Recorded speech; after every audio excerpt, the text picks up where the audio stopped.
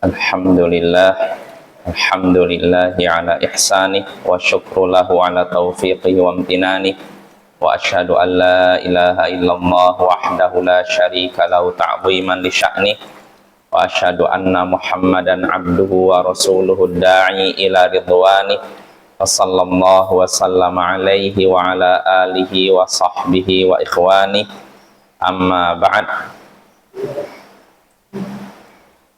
Ayohal ikhwa wal akhwat, a'azzani wa a'azzakumullah, saudara-saudariku yang semoga dimuliakan oleh Allah.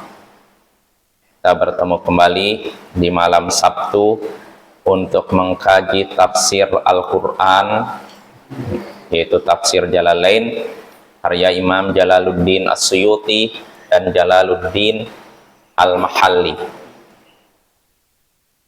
Ya, kita belajar walaupun kondisi cuaca masih hujan, ya, nggak masalah. Mudah-mudahan hujan ini jadi berkah bagi kita semua, karena bagaimanapun hujan adalah rezeki dari Allah, maka jangan sampai kita menolak rezeki Allah. Hujan itu Bapak itu rezeki. Kalau orang Arab tuh ngeliat hujan tuh udah seperti apa? Seperti kita anak kecil kalau ngeliat turun hujan lari keluar hujan-hujanan. Nah, kita orang Arab juga, ya.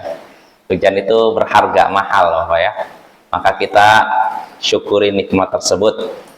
Karena kalau misalkan Allah hentikan hujan, apa jadinya kita? Kekeringan, ya. Sulit, apa-apa sulit. Ya, kita tetap syukuri hujan. Dan kalau memang hujan terasa atau kita anggap membahayakan, tetap jangan kita celak, ya. Tetap kita berdoa kepada Allah semoga hujan itu tidak membahayakan, ya, karena hujan itu pemberian dari Allah, rezeki, dan rezeki jangan ditolak, ya. Terus bagaimana kalau hujan ini terlihat sudah membahayakan, mungkin mau banjir atau apa? Yang diperintahkan kepada kita bukan menghentikan hujan, tapi memindahkan hujan, mengalihkan hujan. Makanya Nabi SAW ketika lagi khutbah Jumat didatangi oleh orang Arab Badui, mengeluhkan apa? Air sudah habis, hewan ternak pada kurus, tanaman-tanaman sudah mati.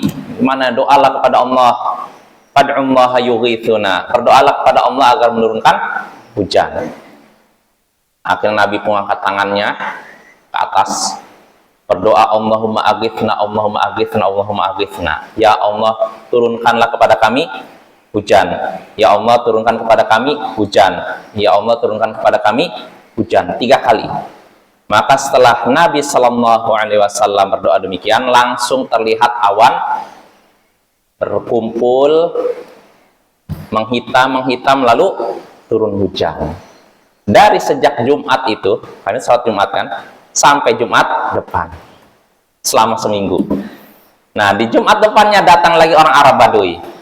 Para perawi hadis nggak tahu apakah ini Arab Badui yang datang Jumat sebelumnya atau yang lain lagi. Orang Arab Badui yang kedua menyatakan, wahai Rasulullah, rumah udah hanyut oleh air, hewan ternak terbawa oleh air, tanaman udah hancur. Berhentilah, fad'ullah yumsikha anna, berdoalah kepada Allah agar menghentikan hujan. Jadi orang Arab Badui pertama meminta turun hujan, Arab Badui kedua meminta dihentikan hujan. Namun apa doa Nabi? Apakah ya Allahumma amsikhu anna, ya Allah tahanlah hujan agar tidak mengenai kami? Enggak. Nabi tidak berdoa agar menghentikan hujan, tapi Nabi berdoa Allahumma hawalaina wala alaina. Ya Allah, di sekitar kami, bukan di atas kami. Artinya Nabi tidak berdoa agar hujannya berhenti, tapi hujannya dialihkan, dipindahkan. Nah, kenapa demikian? Karena hujan adalah pemberian rezeki dari Allah, maka jangan ditolak. Kalau memang kita sudah kelebihan, alihkan ke yang lain, yang kering, yang membutuhkan hujan, membutuhkan air, Bapak, ya. Maka syukuri nikmat hujan ini, ya. Ya, terakhir kita sudah surat Al-Hujurat terakhir, kita sudah selesai ayat yang ke-15, ya.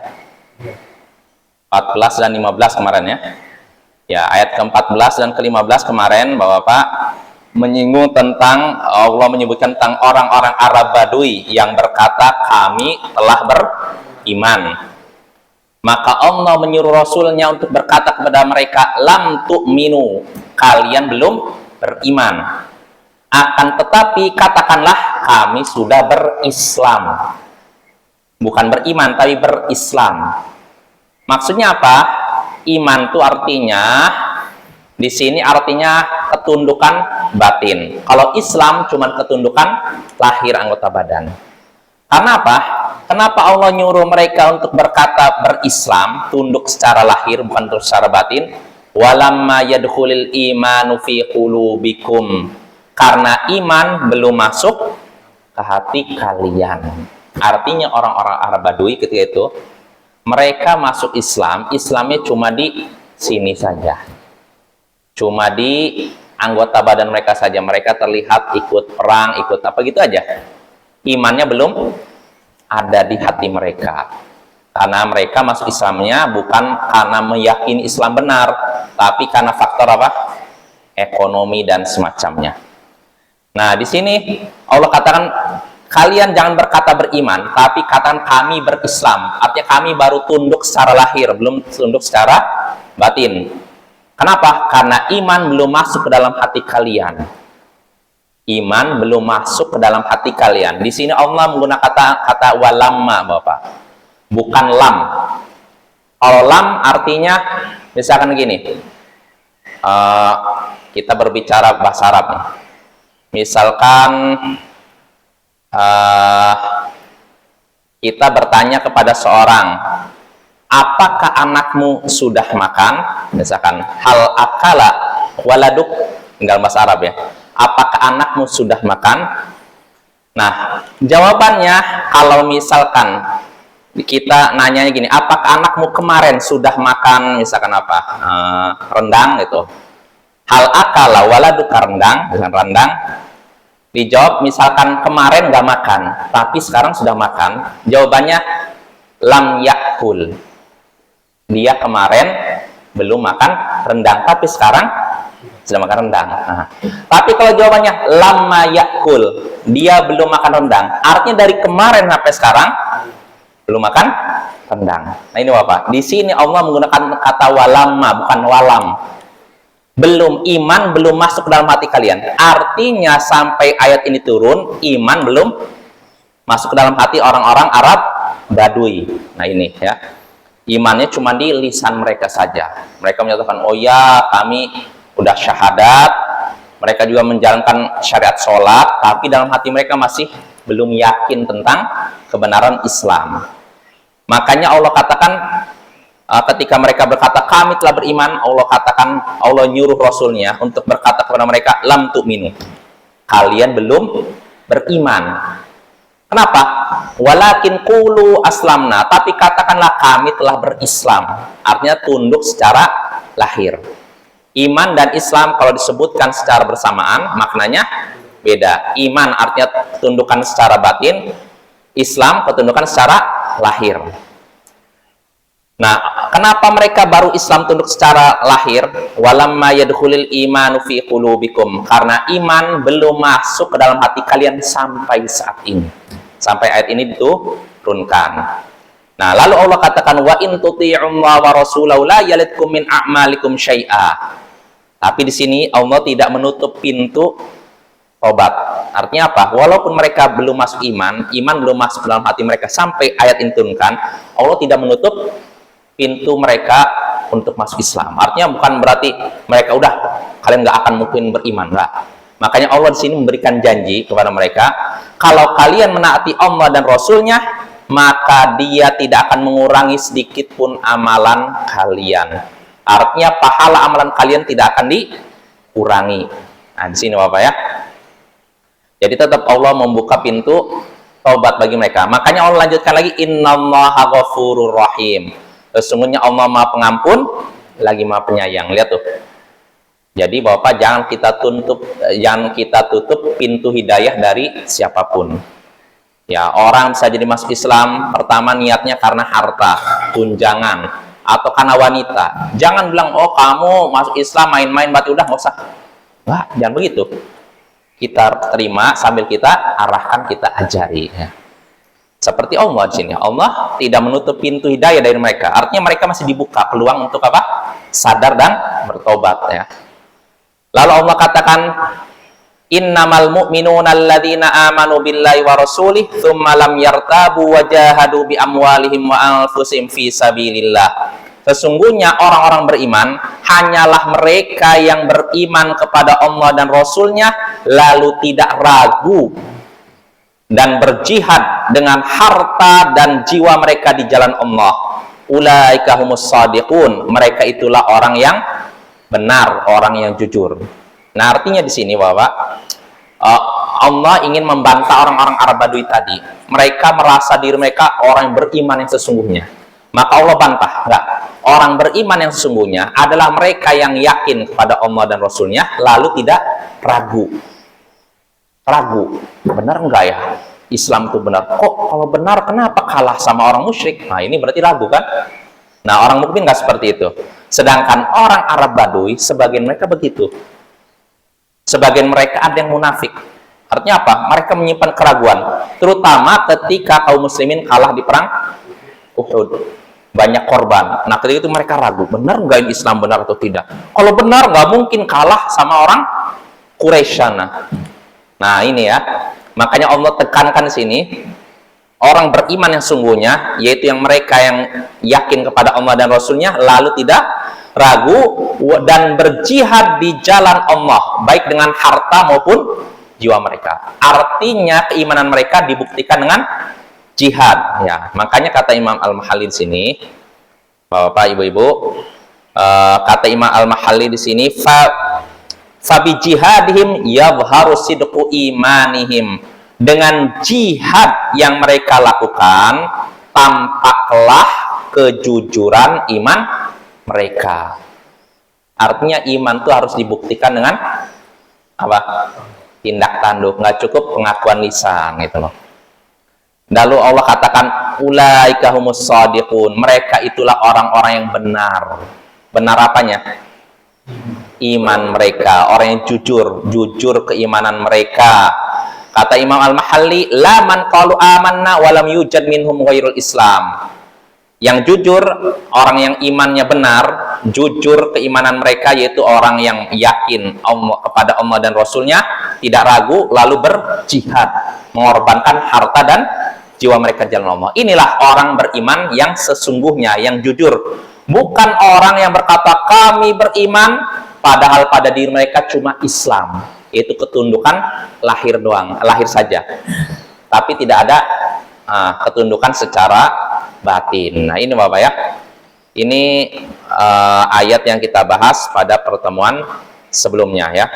Faidahnya sudah juga kan dari hadis tersebut ya, dari ayat tersebut ya. Ya, itu sekilas menyinggung ayat sebelumnya. Nah, sekarang kita masuk ayat yang baru, ayat ke-16. A'udzu billahi minasyaitonir rajim. Qul atu'allimunallaha bidinikum wallahu ya'lamu ma fis samawati wa ma fil ard.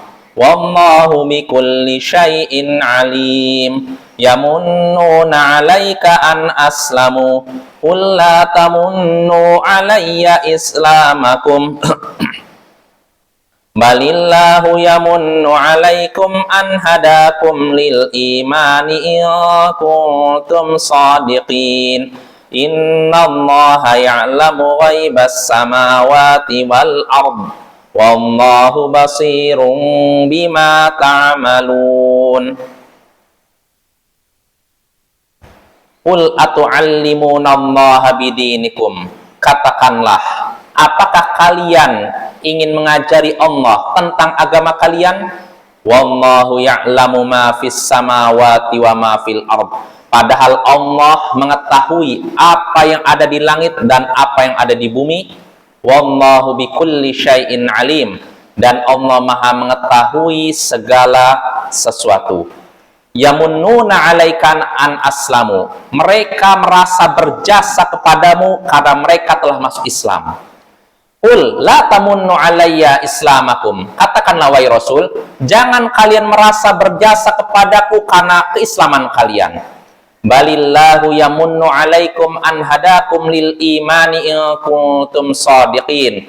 Akan tetapi Allah lah yang berjasa kepada kalian karena sudah menunjuki kalian kepada keimanan kalau memang kalian benar. Innallaha ya'lamu ghaibas samawati wal ard. Sesungguhnya Allah mengetahui perkara gaib di langit dan di bumi. Wallahu basirum bima ta'malun. Dan Allah maha melihat apa yang kalian kerjakan.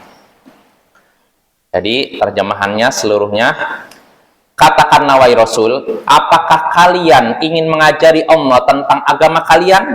Padahal Allah mengetahui apa yang ada di langit dan apa yang ada di bumi. Dan Allah maha mengetahui segala sesuatu. Mereka merasa berjasa kepadamu karena telah masuk Islam. Katakanlah wahai Rasul, jangan kalian merasa berjasa kepadaku karena kalian telah masuk Islam. Akan tetapi Allah lah yang berjasa kepada kalian karena telah menunjuki kalian kepada keimanan. Kalau memang kalian jujur. Sesungguhnya Allah mengetahui perkara yang gaib di langit dan di bumi, dan Allah maha melihat apa yang kalian kerjakan. Nah ini Bapak ya, ini 3 ayat dari ayat yang ke-16 sampai ayat ke-18. Kita bahas. Di sini Allah katakan, Qul, katakanlah, atu'allimunallaha bidinikum. Apakah kalian mengajari Allah tentang agama kalian? Apakah kalian mengajari Allah tentang agama kalian? Kalian sini siapa? Kira-kira siapa? Orang-orang Arab Baduy. Ya, pembahasan kita masih menyinggung Arab Baduy sampai akhir ayat nih. Orang Arab Baduy. Katakanlah, ini perintah untuk siapa? Nabi. Qul lahum, katakanlah kepada mereka orang-orang Arab Baduy, apakah kalian ingin mengajari Allah tentang agama kalian? Kata di sini, kata Imam Al-Mahli, atusyirunahu bima antum alaihi fi qaulikum amanna. Apakah kalian ingin memberitahu Allah tentang keadaan kalian dengan ucapan kalian kami beriman? Artinya gini, ketika orang Arab Baduy berkata kepada Rasulullah, amanna, kami beriman. Ini tujuannya apa? Apakah tujuannya ingin mengajari Allah bahwa kami ini benar-benar beriman? Atau bagaimana? Nah di sini artinya kan Allah maha mengetahui isi hati orang kan, nggak perlu seorang menyatakan kami beriman, ya gitu loh. Di sini Allah ingin menyadarkan mereka, ketika mereka berkata kepada Rasul, kami telah beriman. Tujuannya apa? Apa ingin mengajari Allah bahwa Allah itu belum tahu tentang iman mereka, makanya perlu diberitahu nih, ya Allah, kami ini telah beriman. Nah ini kan. Ini artinya pengingkaran dari Allah ya. Apakah kalian, wahai Rasul, katakanlah kepada mereka, apakah kalian ingin mengajari Allah tentang agama kalian? Yakni mengajari Allah bahwa kami ini sudah beriman. Lewat ucapan kalian kami telah beriman. Wallahu ya'lamu ma fis samawati wa ma fil ard. Padahal Allah mengetahui apa yang ada di langit dan apa yang ada di bumi. Wallahu bikulli syai'in alim. Dan Allah maha mengetahui segala sesuatu. Di antaranya apa? Jadi nggak perlu orang tuh, oh kami beriman. Nggak usah. Allah maha tahu. Kalau memang mereka beriman, itu akan tampak lewat apa? Tindak tanduk mereka. Ya.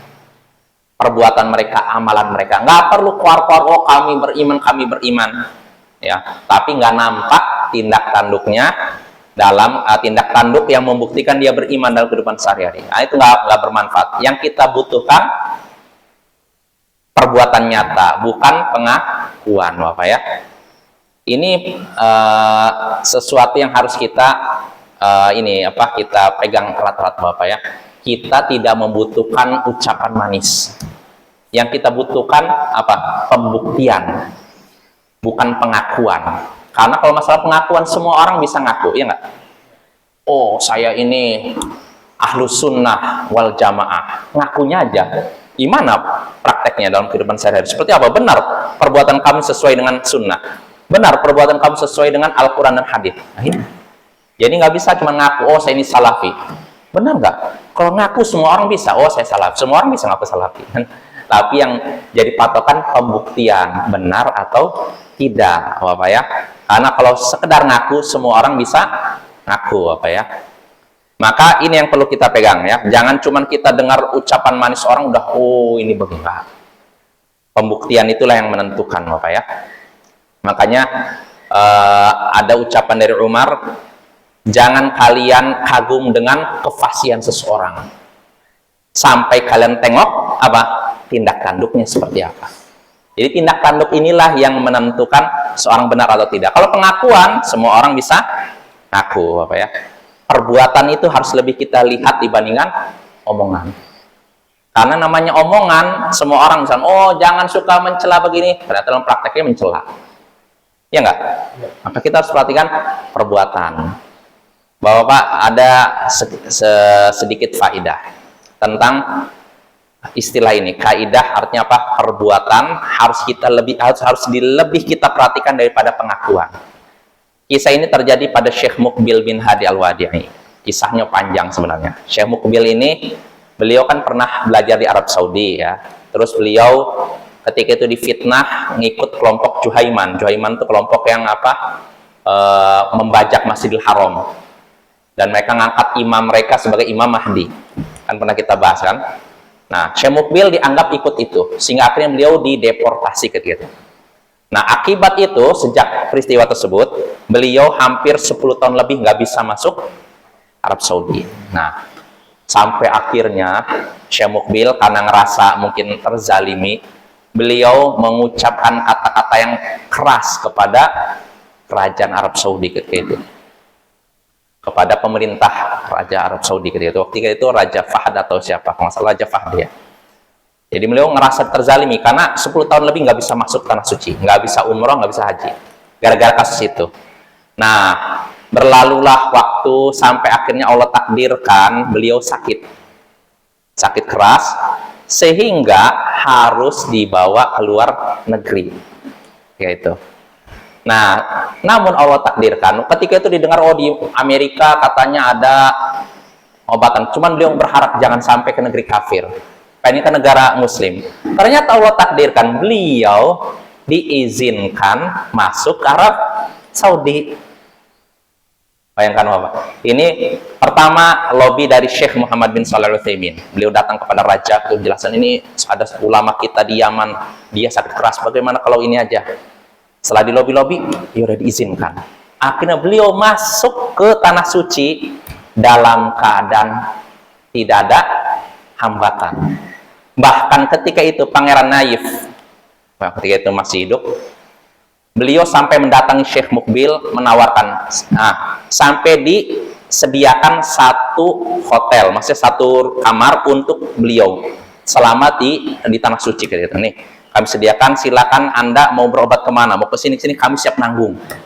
Bayangkan mau ke luar negeri atau, cuman Syekh Muqbil saya nggak mau ke luar negeri, saya maunya di sini aja di Arab Saudi. Nah, artinya Bapak, Syekh Muqbil kan sebelumnya beliau bersikap keras kan kepada pemerintah Saudi karena beliau merasa apa? Terzalimi. Tapi ketika menyaksikan pelayanan dari pemerintah Arab Saudi terhadap beliau pun jadi apa? Melunak. Bahkan sebelum meninggal beliau menyatakan, saya mencabut semua perkataan saya yang dianggap menjatuhkan pemerintah Arab Saudi.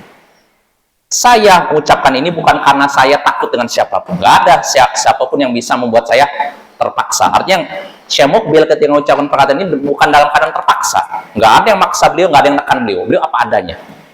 Dan kata beliau, saya nggak terpengaruh dengan ucapan seorang semanis apapun, tapi saya terpengaruh dengan perbuatan. Artinya apa? Beliau menyaksikan sendiri bagaimana pelayan kerajaan Arab Saudi terhadap beliau ketika masuk ke tanah suci sampai disediakan satu penginapan khusus, bahkan beliau seluruh biaya pengobatan ditanggung 100%.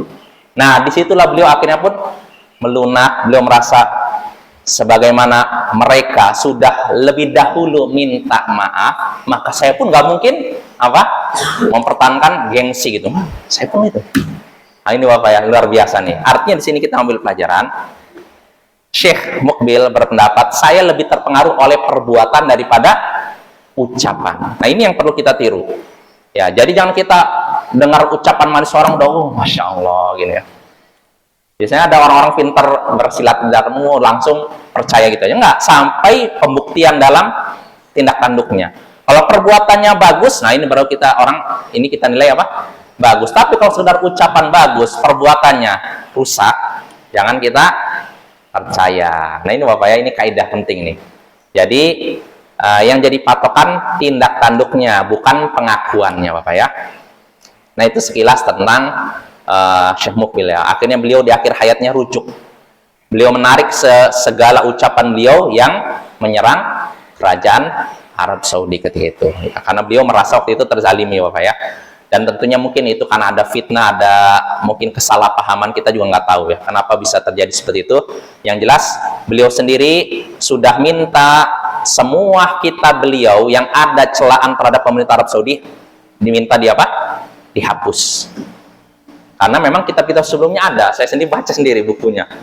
Kitab contohnya Al-Makhraj minal Fitan. Itu situ memang ada kata-kata keras terhadap pemerintah Arab Saudi beliau. Tapi ya itu, di akhir hayatnya beliau rujuk, beliau minta semua tulisan beliau yang ada apa unsur menyerang kerajaan Arab Saudi diminta dihapus. Artinya apa? Beliau sudah rujuk dari pernyataan beliau itu. Nah, yang faedah yang bisa kita ambil Bapak ya tadi, beliau lebih terpengaruh oleh apa? Perbuatan daripada ucapan semanis apapun. Makanya Bapak, kita jangan mudah terpengaruh dengan ucapan seorang yang terlihat fasih, manis, menjanjikan indah itu. Nah, sampai lihat dalam kehidupan sehari-hari, benar nggak dia tuh peduli nggak dengan orang sekitarnya, peduli tidak dengan orang yang di bawahnya. Kalau peduli, nah kita percaya. Walaupun tidak banyak bicara. Kadang ada orang yang melakukan tindakan nyata tanpa banyak bicara. Tapi ada orang yang banyak bicara tanpa tindakan nyata. Nah ini yang jangan kita percaya Bapak ya. Ya kita kembali lagi. Jadi Allah di sini berkata, memerintahkan Rasulnya untuk berkata kepada orang-orang Arab Badui, apakah kalian ingin mengajari Allah tentang agama kalian? Padahal Allah mengetahui apa yang ada di langit dan apa yang ada di bumi, termasuk apa yang ada di hati kalian. Karena apa? Wallahu bikulli syai'in alim. Allah Maha mengetahui segala sesuatu, termasuk apa yang ada dalam hati. Nah, ini pertama. Jadi Allah ingin meluruskan mereka. Jadi ketika mereka berkata kepada Rasul, kami beriman. Tujuannya apa? Ngajari Rasul, ngajari Allah. Itu. Ini kemungkinan pertama. Atau tujuan mereka berkata kami beriman untuk ungkit-ungkit jasa. Oh kami ini beriman Muhammad, jadi harus begini. Nah, makanya Allah sebutkan pada ayat setelahnya, yamunnuna 'alaika an aslamu. Mereka merasa berjasa kepadamu karena mereka telah masuk Islam.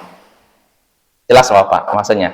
Mereka merasa berjasa kepadamu karena telah masuk Islam. Insya Allah jelas ya maknanya. Maksudnya gini, min ghairi qital bi khilafi ghairi mimman aslama ba'da qitali minhum. Mereka merasa berjasa kepadamu karena telah masuk Islam tanpa perang. Berbeda halnya dengan selain mereka yang masuk Islam setelah diperangi. Artinya nih Muhammad nih, kami ini masuk Islam tanpa engkau mengeluarkan satupun senjata. Karena itu berilah kami begini. Nah, itu ungkit-ungkit jasa. Ini orang-orang Baduy, Arab terbelakang, terpencil atau primitif. Jadi iman mereka tuh masih tipis. Jadi ketika mereka masuk Islam, mereka merasa Rasul mereka berjasa kepada Rasul, bukan Rasul berjasa kepada mereka. Jelas apa? Kan ada sebagian orang-orang Arab, orang Arab, pedalaman kan seperti itu. Jadi ketika masuk Islam tuh mereka ngerasa ketika kita mengislamkan mereka, seakan-akan apa? Mereka berjasa kepada kita, kita hutang jasa kepada dia. Jelas ya? Kan ada yang seperti itu kan? Ya enggak? Jadi merasa, karena kami sudah masuk Islam, inilah berikan kami ini. Oh. Nah, iya. Kalau nggak dikasih, mereka milik keluar dari Islam. Ini ada yang seperti itu kan? Nah, itu memang watak orang Arab Badui, orang Badui ya secara umum, orang-orang yang apa? Primitif seperti itu. Karena jauhnya mereka dari ilmu, dari peradaban, jadi ya kekufuran itu benar-benar mendarah daging istilahnya gitu loh. Jadi di sini Allah katakan mereka merasa berjasa kepadamu karena mereka telah masuk Islam tanpa peperangan. Ini mereka ya, seperti itu ya. Maka Allah menyuruh Rasulnya, Qul la tamunnu alayya islamakum. Katakanlah wahai Rasul kepada mereka, jangan kalian merasa berjasa kepadaku karena keislaman kalian. Artinya jangan ketika kalian masuk Islam, seakan-akan nih Muhammad, saya udah masuk Islam nih, berarti kamu harus jangan merasa berjasa ya. Terus siapa yang sebenarnya yang harusnya apa merasa berjasa? Balillahu yamunnu alaikum an hadakum lil imani in kuntum shadiqin. Akan tetapi Allah lah yang berjasa kepada kalian karena telah menunjuki kalian untuk beriman. Jadi sebenarnya bukan orang Arab Badui yang berjasa pada Rasul, tapi Allah lah yang berjasa kepada Arab Badui. Rasulnya lah berjasa kepada Arab Badui. Kalau memang kalian benar fi qaulikum amanna, kalau memang benar ucapan kalian bahwa kami beriman. Jadi kalau memang benar kalian benar-benar beriman, harusnya kalian meyakini saya masuk Islam ini karena karunia Allah kepada saya, jasa Rasul kepada saya, bukan saya yang berjasa kepada Rasul, apa ya. Cuma ya itulah sebagian orang Badui begitu, orang-orang primitif. Jadi ketika masuk Islam merasa kita berutang jasa kepada mereka, bukan mereka berjasa kepada orang yang mengislamkan. Jelas apa ya? Ini sebagian mereka tentu saja, tidak semuanya. Lalu Allah tutup ayat ini dengan innallaha ya'lamu ghaibas samawati wal ard. Sesungguhnya Allah mengetahui perkara gaib di langit dan di bumi. Allah mengetahui perkara gaib di langit dan di bumi, aima ghaba fihima, yaitu apa yang tersembunyi di keduanya. Di keduanya di mana? Langit dan bumi. Allah mengetahui apa yang tersembunyi di langit dan di bumi, termasuk ini. Makanya Allah katakan wallahu basirum bima ta'malun, dan Allah Maha melihat apa yang kalian kerjakan. Maksudnya apa? La takhfa alai syai'un minhu, la yakhfa alai syai'un minhu. Tidak ada satupun yang tersembunyi bagi Allah dari apa yang kalian kerjakan. Nah ini Bapak ya. Jadi Allah mengetahui apa yang tersembunyi di langit dan di bumi, termasuk di hati-hati kita.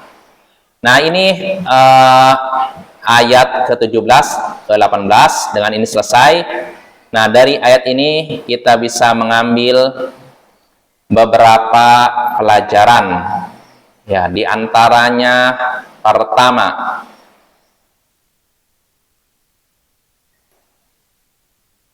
ya, pengetahuan Allah meliputi segala sesuatu.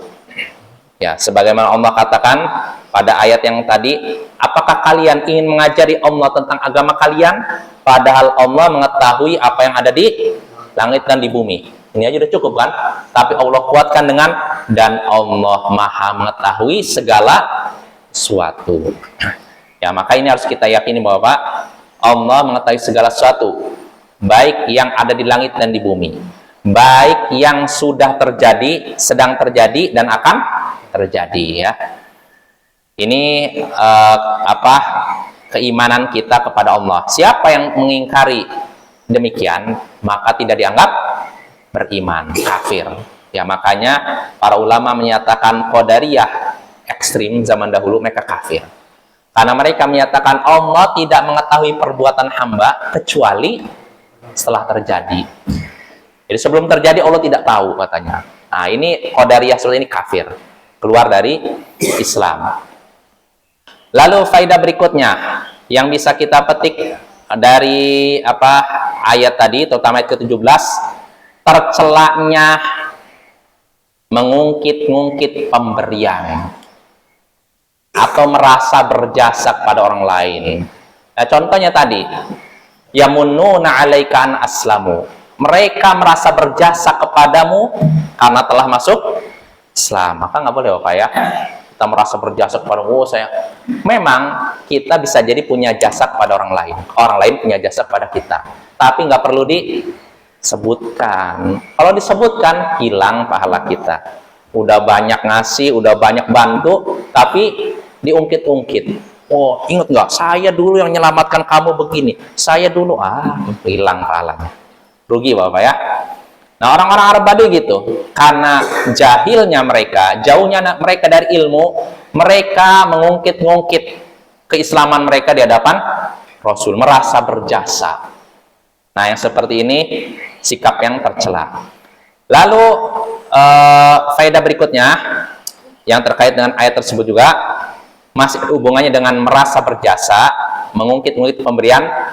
Tadi kan manusia tidak boleh mengungkit-ungkit pemberian. Maka faedah berikutnya, yang boleh mengungkit-ungkit pemberian hanyalah Allah. Balillahu yamunnu alaikum an hadakum lil iman. Akan tetapi Allah lah yang berjasa kepada kalian karena sudah menunjukkan kalian kepada keimanan. Kalau Allah nggak apa-apa Bapak. Allah mungkin, bukankah banyak dalam ayat Al-Quran begitu kan? Allah menyebutkan nikmatnya kan pada kita kan? Alam naj'al lahu ainain wa lisana wa syafatain. Bukankah kami telah memberikan kepada manusia 2 mata dan lisan dan juga bibir? Ini Allah menyebutkan untuk apa? Ya, mungkin ini kan pemberian Allah kan, gak masalah.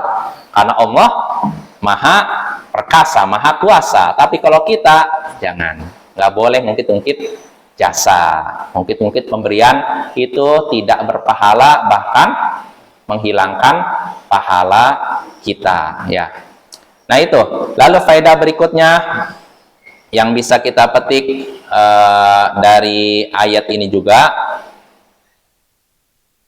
ini faedah terakhir, di antara sifat yang Allah miliki yaitu melihat. Allah maha melihat segala sesuatu yang terjadi di bumi maupun di langit, baik yang kita tampakkan maupun yang tidak kita tampakkan. Nah ini sifat yang disepakati saya yakin, sampai-sampai masuk dalam sifat 20 kan.